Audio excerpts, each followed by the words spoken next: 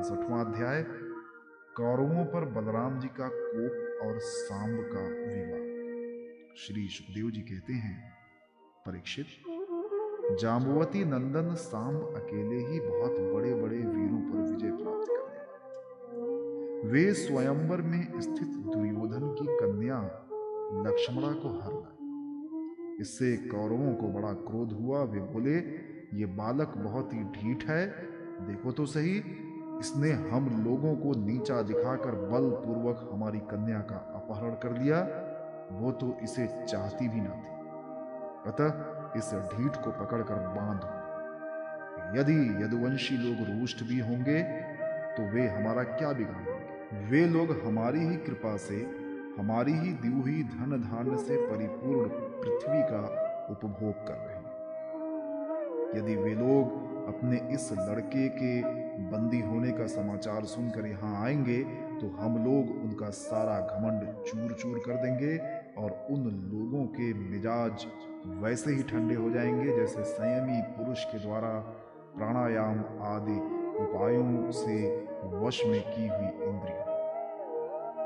ऐसा विचार करके कर्ण, शल, भूरिश्रवा, यज्ञकेतु और दुर्योधनादि वीरों ने कुरुवंश के बड़े बूढ़ों की अनुमति ली तथा सांब को पकड़ लेने की तैयारी की। जब महारथी सांब ने देखा कि धृतराष्ट्र के पुत्र मेरा पीछा कर रहे हैं, तब वे एक सुंदर धनुष चढ़ाकर सींग के समान अकेले ही रणभूमि में डट गए। इधर कर्ण को मुखिया बनाकर कौरव वीर धनुष चढ़ाए हुए सांब के पास आ पहुंचे और क्रोध में भरकर उनको पकड़ लेने की इच्छा से खड़ा रह इस प्रकार ललकारते हुए वाणों की वर्षा करनी। परीक्षित, यदुनंदन सांब अचिंत ऐश्वर्यशाली भगवान श्री कृष्ण के पुत्र थे। कौरवों के प्रहार से उन पर चिढ़ गए जैसे सिंह हरिणों का पराक्रम देखकर चिढ़ जाता है। सांब ने अपने सुंदर धनुष का टंकार करके कर्ण आदि 6 वीरों पर, जो अलग अलग 6 रथों पर सवार थे, 6 वाणों से एक साथ अलग अलग प्रहार किया। उनमें से 4 वाण उनके 4 घोड़ों पर, एक उनके सारथियों पर और एक उन महान धनुषधारी रथी वीरों पर छोड़ा। सांब के इस अद्भुत हस्त लाघव को देखकर विपक्षी वीर भी मुक्त कंठ से उनकी प्रशंसा करने लगे। इसके बाद उन 6 वीरों ने एक साथ मिलकर सांब को रथहीन कर दिया। 4 वीरों ने एक वाण से उनके 4 घोड़ों को मारा, एक ने सारथी को और एक ने सांब का धनुष काट डाला। इस प्रकार कौरवों ने युद्ध में बड़ी कठिनाई और कष्ट से सांब को रथहीन करके मार दिया। इसके बाद वे उन्हें तथा अपनी कन्या लक्ष्मणा को लेकर जय मनाते हुए हस्तिनापुर लौटा। परीक्षित, नारद जी से यह समाचार सुनकर यदुवंशियों को बड़ा क्रोध आया। वे महाराज उग्रसेन की आज्ञा से कौरवों पर चढ़ाई करने की तैयारी करने लगे। बलराम जी कलह प्रधान कलयुग के सारे पाप ताप को मिटाने वाले हैं। उन्होंने कुरुवंशियों और यदुवंशियों के लड़ाई झगड़े को ठीक न समझा। यद्यपि यदुवंशी अपनी तैयारी पूरी कर चुके थे, फिर भी उन्होंने उन्हें शांत कर दिया और स्वयं सूर्य के समान तेजस्वी रथ पर सवार होकर हस्तिनापुर गए। उनके साथ कुछ ब्राह्मण और यदुवंश के बड़े बूढ़े भी थे। उनके बीच में बलराम जी की ऐसी शोभा हो रही थी मानो चंद्रमा ग्रहों से घिरे हुए। हस्तिनापुर पहुंचकर बलराम जी नगर के बाहर एक उपवन में ठहर गए और कौरव लोग क्या करना चाहते हैं इस बात का पता लगाने के लिए उन्होंने उद्धव जी को धृतराष्ट्र के पास भेजा। उद्धव जी ने कौरवों की सभा में जाकर धृतराष्ट्र, भीष्म पितामह, द्रोणाचार्य, माहलिक और दुर्योधन की विधि पूर्वक अभ्यर्थना वंदना की और निवेदन किया कि बलराम जी पधारे। अपने परम हितैषी और प्रियतम बलराम जी का आगमन सुनकर कौरवों की प्रसन्नता की सीमा न रही। वे उद्धव जी का विधि पूर्वक सत्कार करके अपने हाथों से मांगलिक सामग्री लेकर बलराम जी की अगवानी करने चले। फिर अपनी अपनी अवस्था और संबंध के अनुसार सब लोग बलराम जी से मिले तथा उनके सत्कार के लिए उन्हें गौ अर्पण की एवं अर्घ्य प्रदान किया। उनमें जो लोग भगवान बलराम जी का प्रभाव जानते थे उन्होंने सिर झुकाकर उन्हें प्रणाम किया।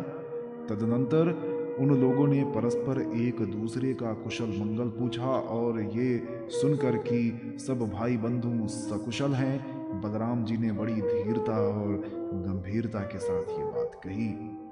सर्वसमर्थ राजाधिराज महाराज उग्रसेन ने तुम लोगों को एक आज्ञा दी है, उसे तुम लोग एकाग्रता और सावधानी के साथ सुनो और अविलंब उसका पालन करो। उग्रसेन जी ने कहा है, हम जानते हैं कि तुम लोगों ने कईयों ने मिलकर अधर्म से अकेले धर्मात्मा सांब को हरा दिया और बंदी कर लिया। ये सब हम इसलिए सह लेते हैं कि हम संबंधियों में परस्पर फूट न पड़े, एकता बनी रहे। अतः अब झगड़ा मत बढ़ाओ, सांब को उसकी नव वधु के साथ हमारे पास भेज दो। परीक्षित, बलराम जी की वाणी वीरता, शूरता और बल पौरुष के उत्कर्ष से परिपूर्ण और उनकी शक्ति के अनुरूप थी। ये बात सुनकर कुरुवंशी क्रोध से तिलमिला उठे। वो कहने लगे, अहो ये तो बड़े आश्चर्य की बात है। सचमुच काल की चाल को कोई टाल नहीं सकता। तभी तो आज पैरों की जूती उस सिर पर चढ़ना चाहती है जो श्रेष्ठ मुकुट से सुशोभित है। इन यदुवंशियों के साथ किसी प्रकार हम लोगों ने विवाह संबंध कर लिया। ये हमारे साथ सोने बैठने और एक पंक्ति में खाने लगे। हम लोगों ने ही इन्हें राज सिंहासन देकर राजा बनाया और अपने बराबर बनाया। ये यदुवंशी चंवर, पंखा, शंख, श्वेत छत्र, मुकुट, राज सिंहासन और राजोचित शैया का उपयोग इसलिए कर रहे हैं कि हमने जानबूझकर इस विषय में उपेक्षा कर रखी है। बस अब हो चुका। यदुवंशियों के पास अब राजचिन्ह रहने की आवश्यकता नहीं। उन्हें उनसे छीन लेना चाहिए। जैसे सांप को दूध पिलाने वाले के लिए ही घातक है, वैसे ही हमारे दिए हुए राजचिन्ह को लेकर ये यदुवंशी हमसे ही विपरीत हो रहे हैं। देखो तो भला, हमारे ये कृपा प्रसाद से तो इनकी बढ़ती हुई और अब ये निर्लज्ज होकर हम ही पर हुक्म चलाने लगे हैं। शोक है। जैसे सिंह का ग्रास कभी भेड़ा नहीं छीन सकता, वैसे ही यदि भीष्म, द्रोण, अर्जुन आदि कौरव वीर जानबूझकर न छोड़ दें, न दे दें, तो स्वयं देवराज इंद्र भी किसी वस्तु का उपभोग कैसे कर सकते हैं।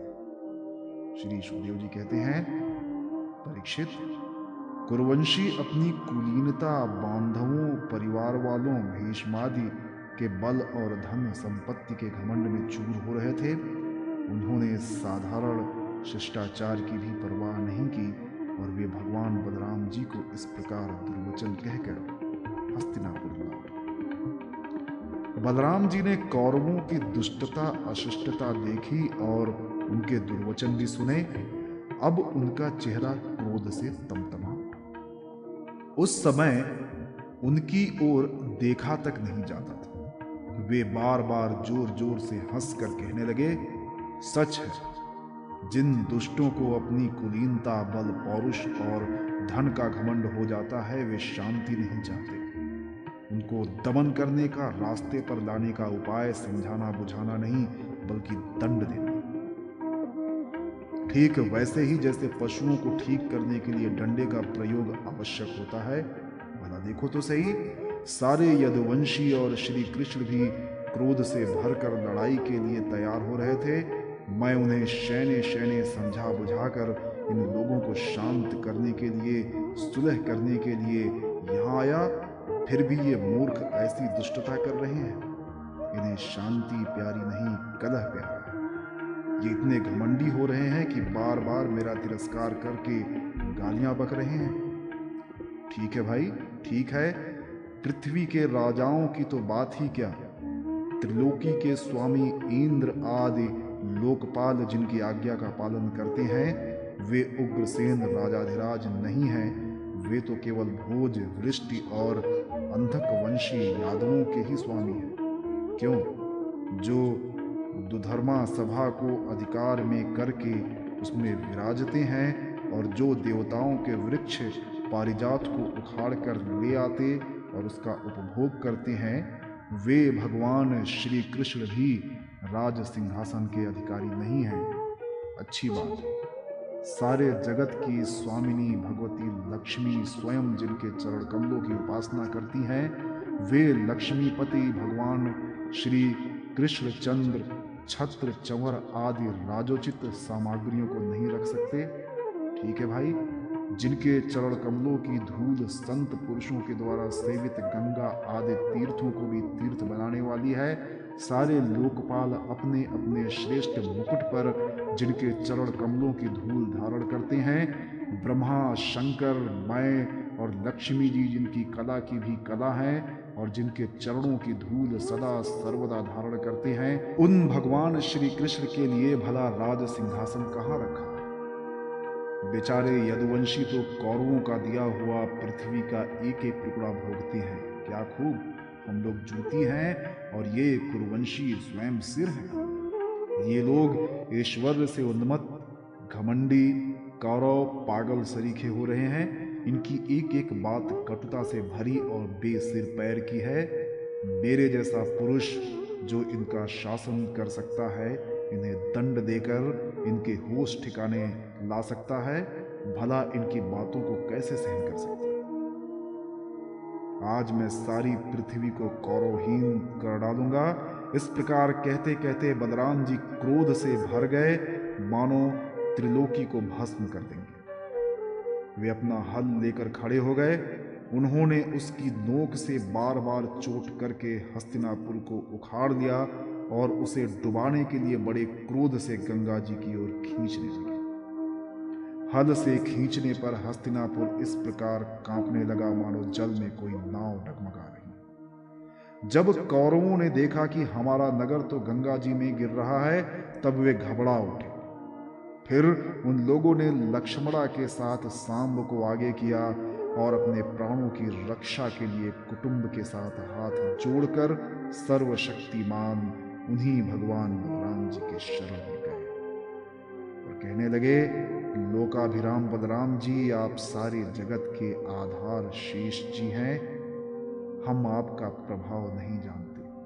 प्रभो, हम लोग मूढ़ हो रहे हैं, हमारी बुद्धि बिगड़ गई है, इसलिए हम लोग का अपराध क्षमा कर दीजिए।